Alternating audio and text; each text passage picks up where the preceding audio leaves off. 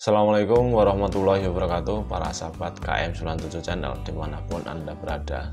Kembali bersama saya Samidiapan.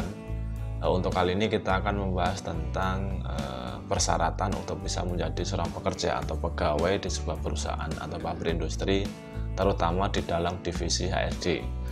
HRD ini merupakan salah satu divisi atau departemen yang ada di dalam sebuah perusahaan atau pabrik industri yang bergerak di dalam pengelolaan maupun pengembangan sumber daya manusia.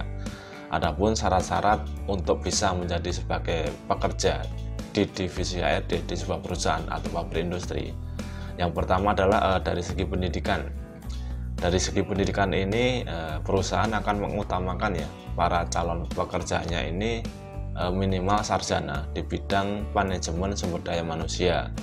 Kemudian beliau ini memiliki pemahaman ya yang baik tentang konsep dan praktek manajemen sumber daya manusia. Kemudian juga memiliki pengetahuan ya yang mendalam tentang hukum ketenagakerjaan, kebijakan perusahaan maupun tentang standar HRD.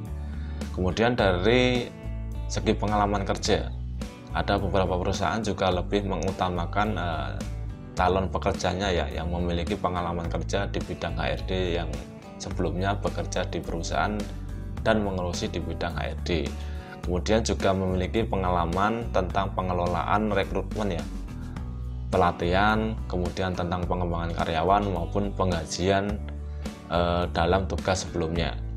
Kemudian yang ketiga dari segi keterampilan persahabat. Dari segi keterampilan ini juga beberapa perusahaan ya ini mengutamakan bagi calon pekerjanya yang mampu memiliki kemampuan komunikasi yang baik dengan baik secara lisan maupun tulisannya, karena memang komunikasi ini merupakan salah satu alat untuk berinteraksi dengan para karyawan di dalam perusahaan.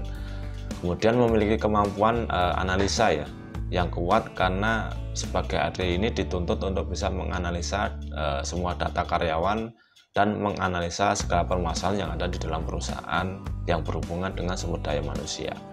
Kemudian juga memiliki keterampilan tentang negosiasi ya, dan penyelesaian masalah untuk mengatasi isu-isu tentang karyawan maupun sumber daya manusia yang ada di dalam perusahaan tersebut.